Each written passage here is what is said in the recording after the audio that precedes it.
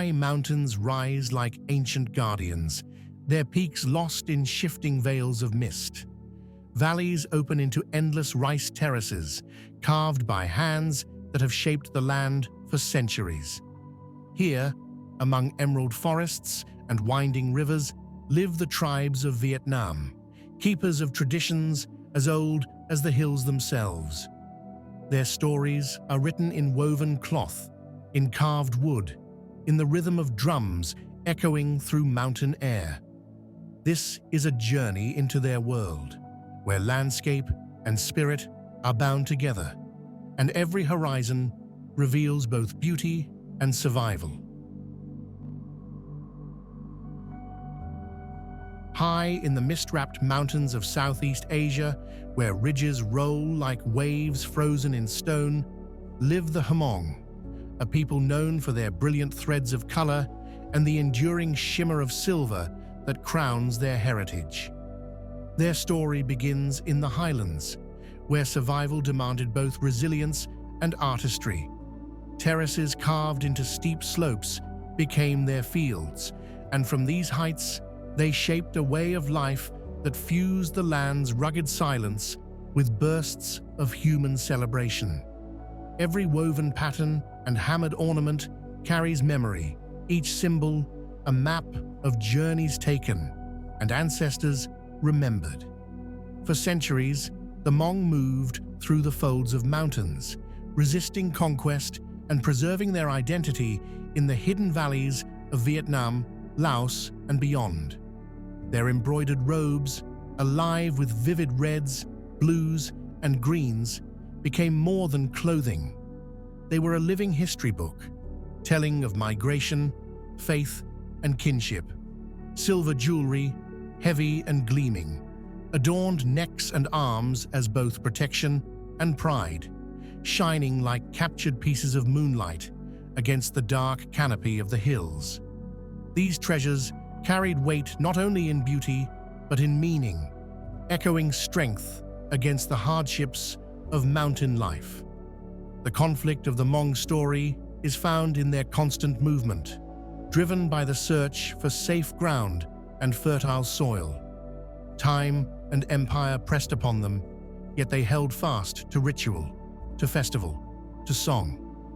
When winter loosened its grip and spring touched the valleys, their gatherings erupted in a flood of music, dance, and color. Bamboo flutes pierced the air, drums rolled like thunder, and the whirl of embroidered skirts painted the earth in living motion. These moments were defiance against isolation, joy woven into the fabric of survival. The climax of the Hmong tale lies not in a single event, but in their endurance. Against mist, against empire, against the shifting borders of history, they remain a people of vibrancy. Their festivals blaze like fire across the mountainsides, their silver ornaments still glint under the sun, their embroidery still tells stories that no written book could contain. In the highlands of Vietnam, the Hmong continue to embody a rare truth, that beauty can be both armor and memory, and that even in the most remote mountains, culture can shine brighter than the clouds that surround it.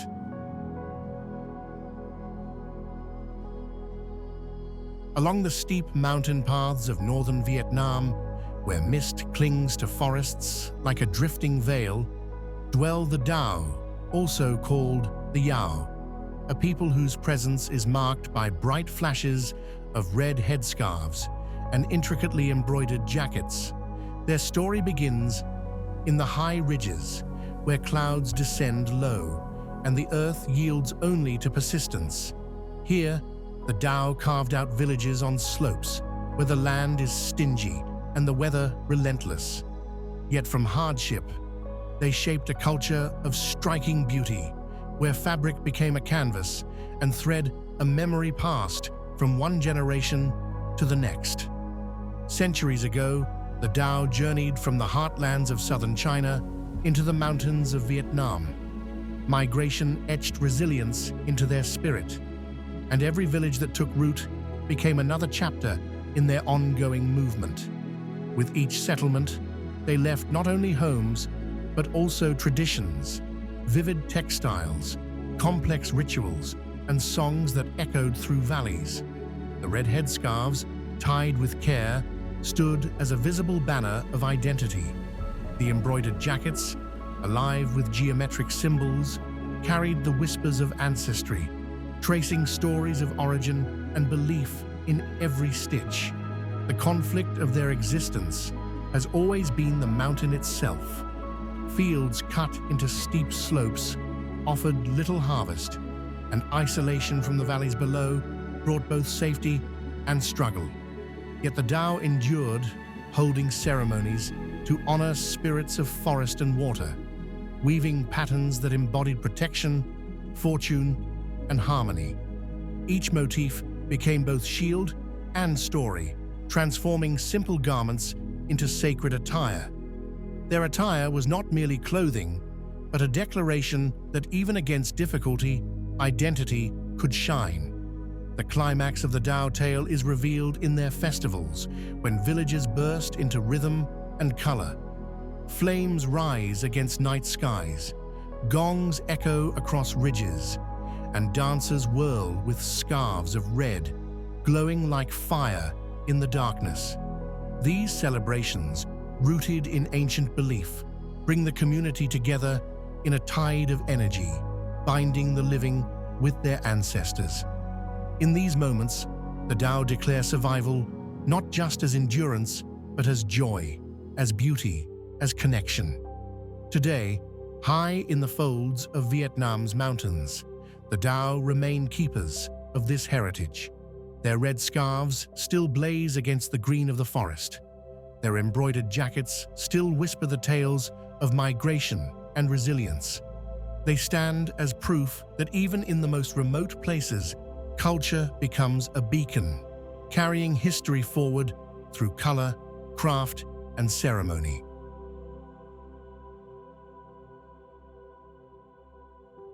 Where emerald mountains descend into fertile valleys, the Tay have built their world among rivers and rice terraces, shaping a harmony between home and land.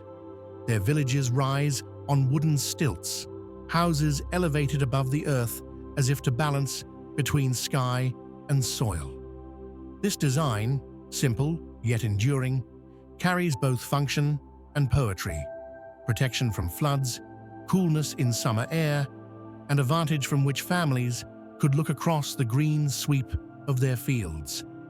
The Tay story begins here, in the quiet rhythm of farming life, where terraces carved into slopes mirror the patience of centuries. Long ago, the Tay settled in the northern valleys of Vietnam, drawn to fertile ground where water flowed freely. They became masters of wet rice cultivation, coaxing life from soil through ingenuity and discipline. The terraces, sculpted in sweeping curves, are not just fields, but vast works of art, their beauty shifting with every season. Mirror like waters in spring, a surge of green in summer, golden ripples of harvest in autumn. The land and its cycles became the foundation of Tay culture, binding their identity to rice as both sustenance and symbol of continuity. Yet survival in these valleys was never without challenge. Floods could rise swiftly, storms sweep through, and harvests falter. It was in these moments of conflict that the stilt house stood as resilience itself. Elevated above danger, built with precision from timber and bamboo, these homes sheltered families and livestock alike. Within their wooden frames, traditions grew. Songs passed from voice to voice, instruments echoing with stories of love and longing, rituals binding the people to the spirits of land and water. The Tay lived close to nature's edge, but their architecture and farming skill turned challenge into stability. The climax of their story is found in community, when the Tay gather for festivals that light the valleys with song and dance. From the doors of stilt houses spill the sounds of the janteen, a three-stringed lute whose melodies seem to float with the mist above the fields. Dancers move in circles, steps in unison, echoing the rhythm of seasons and the flow of rivers. These celebrations transform simple valleys into stages of color and sound, affirming a heritage rooted in harmony. In the northern landscapes of Vietnam, the Tay endure as keepers of balance between earth and sky, between hardship and beauty. Their stilt houses remain watchful above the soil. Their rice terraces still ripple like waves across the mountainsides. Here, culture lives not in monuments of stone, but in wood, in water, and in fields that carry the memory of countless harvests.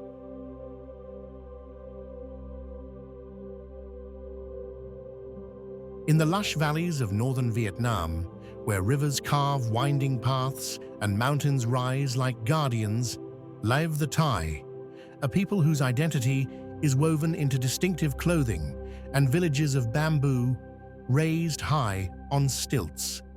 Their story begins in fertile lowlands, where water nourishes the soil and fields stretch outward in delicate balance with the forest. From this abundance grew a culture of elegance and resilience, expressed not only in the architecture of their homes, but in the graceful lines of their garments, each detail a reflection of heritage and pride. Centuries ago, the Thai migrated into these valleys, carrying with them traditions that found a natural home in the rhythms of the land. They became skilled rice farmers, shaping fields that mirrored the flowing rivers around them. To face floods and shifting weather, they lifted their dwellings above the ground, crafting stilt houses from bamboo and timber. These homes, airy and elevated, became more than shelter. They stood as symbols of community, with open spaces for gathering, rituals, and the songs that echoed late into the night. From their balconies, families could gaze across fields shimmering with the promise of harvest. Yet life in these valleys was not without conflict. The threat of storms and the hardship of survival pressed constantly against the Thai. In their garments, carefully woven and richly decorated, they carried both identity and protection. Dark indigo cloth, contrasted with bright belts, scarves, and embroidered patterns, became a language of its own, revealing age, region, and role within the community. These clothes, worn daily yet crafted with ceremony, transformed necessity into art, turning the act of dressing into a declaration of belonging. The climax of the Thai story bursts forth during festivals, when villages rise into a tide of music, dance, and light. The Giay dance, with its joined hands and circling steps, becomes a living symbol of unity, echoing the river's flow and the turning seasons. Bamboo flutes and drums weave sound into the night air, while fires flicker beneath the stilts of the houses, illuminating faces painted with joy. These moments transform the valleys into places where time seems to stand still, where the present folds into centuries of tradition. Across northern Vietnam, the Thai continue to embody the harmony of land, architecture, and culture. Their bamboo stilt villages rise like wooden islands above the soil. Their distinctive clothing still speaks in threads of memory, and their festivals shine with the spirit of continuity. Here, among fields and rivers, the Thai remain keepers of a legacy both resilient and beautiful.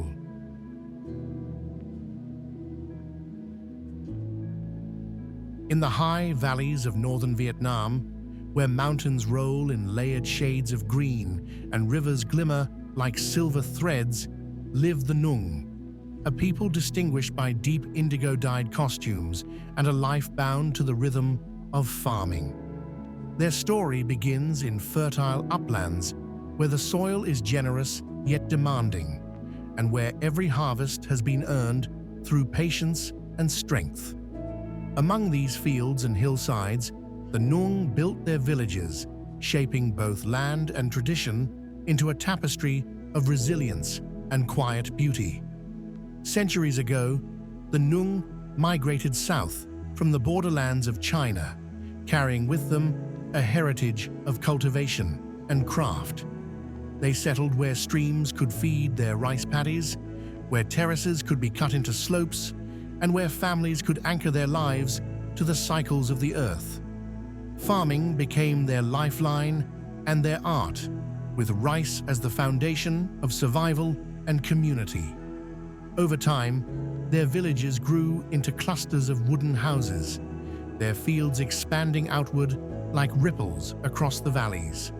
The landscape itself became their story, each terrace a line in a poem written upon the earth. Yet the beauty of their valleys never erased the struggle.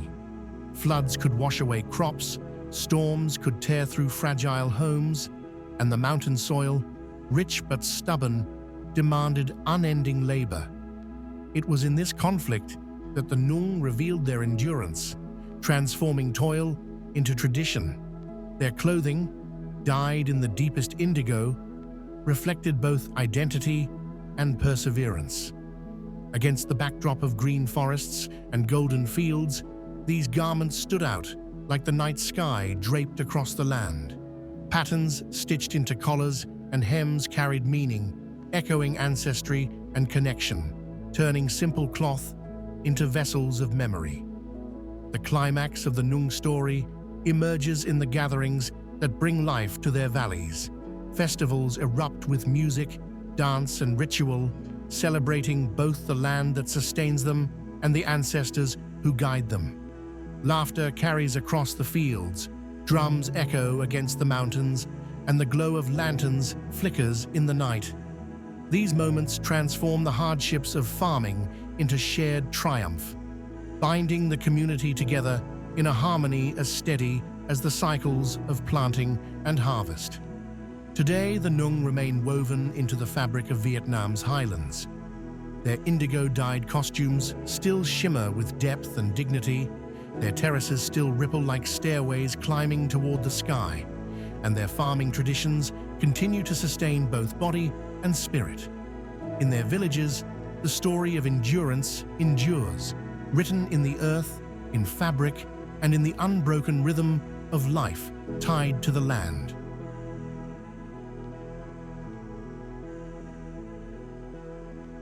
In the valleys, where rivers weave like silver threads through the northern mountains of Vietnam, the Giay have shaped a life defined by craft, by patience, and by the enduring artistry of hand and spirit. Their villages rest close to water, where bamboo grows tall and strong, and where weaving looms echo with the steady rhythm of tradition. Here, the Giay story begins, not in grand monuments, but in the hum of threads drawn tight, in the smooth curve of bamboo bent into form, and in the harmony between people and the land that provides both challenge and abundance. Centuries ago, the Giay journeyed southward from the highlands of China, settling into valleys where fertile soil and flowing rivers offered the promise of stability. They became skilled farmers, planting rice along flat fields and guiding water with care, but their identity stretched beyond survival. Out of necessity grew artistry, bamboo split and shaped into tools, baskets, and shelter. Cotton and hemp spun into fabric, dyed and woven into garments that carried beauty into everyday life. Every piece of work became a link to heritage, a quiet declaration that the Giay could turn the simplest materials into lasting culture. Yet life in these valleys was never free of conflict. Floods rose swiftly from the rivers, storms shook bamboo groves, and the soil demanded constant labor. The Giay met these struggles with craft itself. Their weaving was more than decoration. It was resilience, thread by thread, reinforcing identity even as the world pressed against them. Bamboo, too, became both shield and lifeline, flexible unyielding, shaped into bridges, baskets, and walls that held their communities together. What could be broken by force was remade with skill, and through this, the Giay endured. The climax of their story reveals itself in gatherings and celebrations, when the quiet rhythm of craft bursts into vibrant expression. Festivals bring color to the valleys, as woven garments brighten the fields and music carries through the night air. Dancers move with the same balance seen in their weaving, steps interlacing like threads across a loom. Bamboo instruments add their voices, their tones sharp and resonant, binding the people in shared memory. These moments are not just of joy, but of triumph, proof that culture can turn hardship into beauty. In the valleys of northern Vietnam, the Giay remain masters of this artful balance. Their weaving continues to tell stories in fabric. Their bamboo crafts still shape daily life with elegance and strength. More than mere survival, their legacy is one of transformation, taking what the land provides and turning it into vessels of memory, carrying forward the spirit of a people bound to both river and mountain, to both craft and endurance.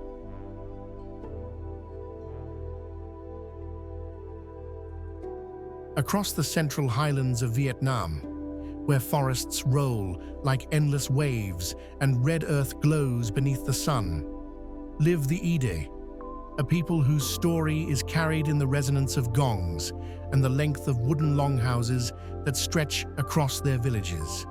Their tale begins in these high plateaus, where the land is vast and fertile, yet bound with challenges.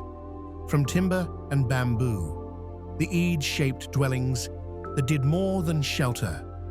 Longhouses became vessels of community, where generations lived beneath one roof, and where tradition was held together by both wood and memory. The origins of the Giay trace back through centuries of migration and settlement, their roots entwined with the rhythms of the highlands.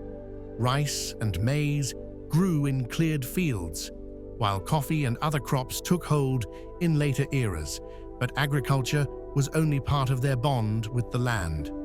Spirit and ceremony intertwined with daily life, creating a culture where music rose as both offering and expression.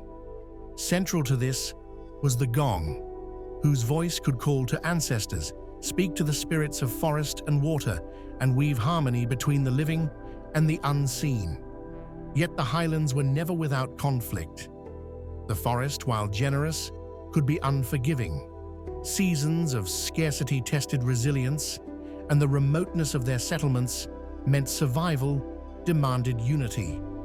It was within this struggle that the longhouse stood as both fortress and heart. Stretching along the earth like a wooden serpent, it gathered families into one body, each section a chapter of continuity.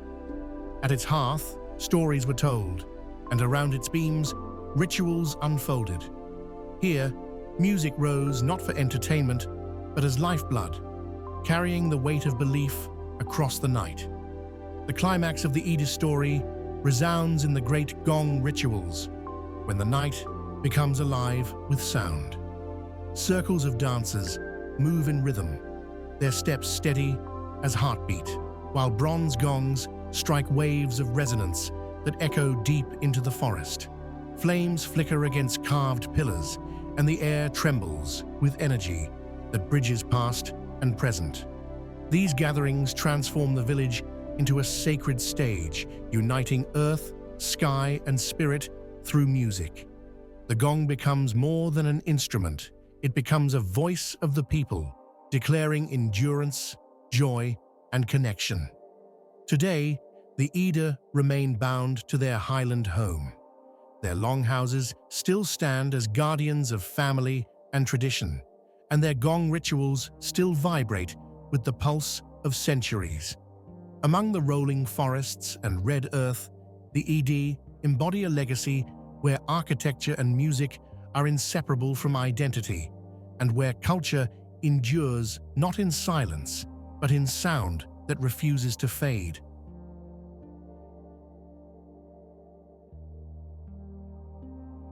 In the heart of Vietnam's central highlands, where mountains rise in blue horizons and forests breathe with ancient silence, live the Bahnar, a people whose identity soars upward in the towering form of their communal houses. These structures, with steep thatched roofs climbing toward the sky, are more than architecture. They are symbols of unity, strength, and spirit, standing at the center of every village like guardians of tradition. The Bahnar story begins beneath these sweeping rooftops, where the rhythm of community life has long been measured not by walls of stone, but by the breath of wood, bamboo. The Bahnar trace their heritage deep into the highland soil, cultivating rice, tending fields, and hunting in forests that provided both hardship and sustenance. In this rugged land, the communal house, or rong, rose as the heart of society. Built by the hands of many, each rong embodied collective labor. Its tall roof designed to withstand storms and to be seen from far across the plains. Inside, it became the stage for rituals, councils, and festivals, where elders spoke, youth learned, and traditions passed in living voice. The structure itself was a monument of cooperation, a declaration that survival was found not in isolation, but in unity. The conflict within the Bahnar story comes from the demands of highland life. Crops could falter, forests could withhold their bounty, and villages could face both natural and human threats. In these moments, the communal house stood as resilience itself, a space where decisions were made, where prayers rose to the spirits, and where songs and dances defied hardship. The steep roof, thrusting skyward, became a bridge between earth and heavens, its very shape an offering to the unseen powers that watched over the village. The climax arrives during festivals, when the rong bursts into life. Music rises from bamboo instruments, drums thunder like the heartbeat of the mountains, and dancers whirl in circles beneath the towering roof. Firelight flickers against the thatch, and the entire village gathers in celebration of harvests, marriages, and ancestral memory. In these moments, the rong is no longer just a building, but the embodiment of Bahnar culture, a living soul made of wood, music, and breath. Even today, across the highlands, the Bahnar continue to build these monumental houses, their tall roofs still piercing the sky. They remain more than shelter. They are living testaments of a people bound together by spirit and tradition. Among the forests and mountains, the rong rises as a symbol that endures, declaring that community itself is the greatest strength of the Bahnar.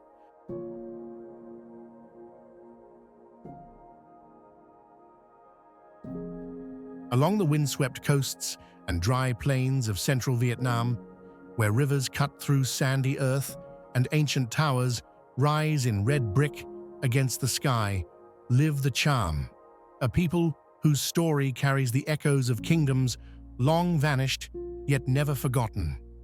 Their tale begins with empire, when temples crowned the land and Hindu gods were honored in rituals of fire, water, and dance.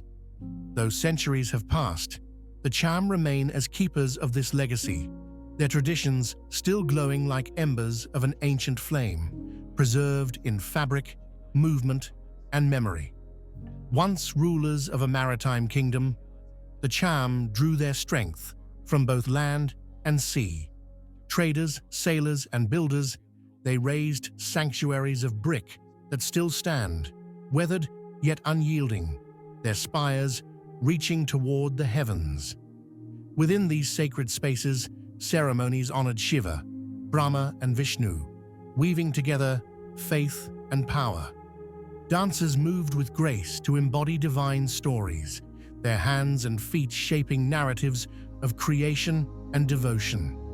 Weavers transformed cotton and silk into garments rich with color, patterns flowing, like the rhythms of the sea, carrying both beauty and meaning in every thread.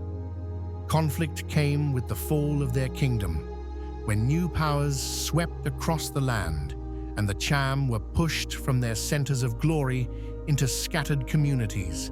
Yet even in loss, they did not vanish. Their traditions endured, carried in song, in ritual, and in craft. Their dances remained a sacred act.